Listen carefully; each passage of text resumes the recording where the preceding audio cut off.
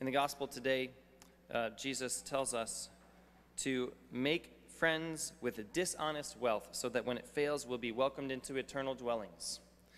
One of perhaps the greatest gifts of God's generosity is the way that he judges us. He allows us to convert things that are passing away into things that will last forever. We can take all the various types of dishonest wealth that we may have in this life. And by dishonest, I think the word in the Greek refers to kind of unreliable, something that you cannot really trust.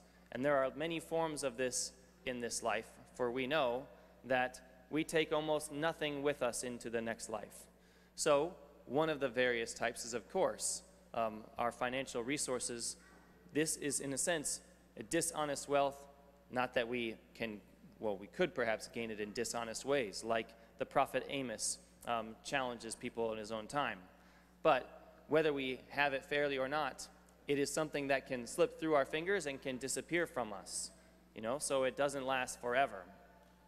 And it will go away. We will not take it into the next life.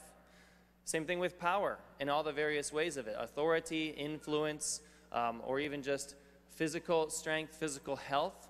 All of this is dishonest in the sense that we know that we will not have it forever, and it cannot gain us heaven. We cannot simply just use our power or our wealth, for that matter, or anything else that is dishonest wealth.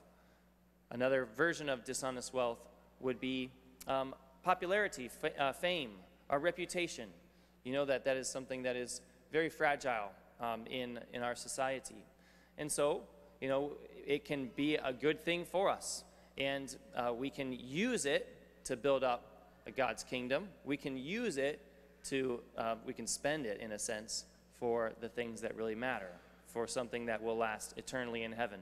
But we know that it will not itself last. Wealth, power, fame, and the pleasures of this life, these are all various ways of dishonest wealth that we must be free and ready to freely give up, to freely spend in a generous way for the kingdom of heaven. This servant who was caught perhaps in the way that he was cheating the people around him and really, really raising the inflation rates, so to speak, so that he could make more than he should off of his master's debts. When he gets caught, he realizes, I have one chance to save my skin, and he reacts correctly to the situation. All of us are on the road, on the journey to a similar judgment, and we have something that we can spend in order to really win the graces and favor of our eternal God. The way that we forgive others, the way that we are generous towards those around us with all of those various forms of dishonest wealth, our finances, our popularity, our reputation, our time, our energy, our health, our power, and the pleasures of this life. Do we use that stuff for ourselves to cushion our own lives while we're here on earth? Or are we going to spend it now and turn something that is going to disappear into something that in eternity will last forever?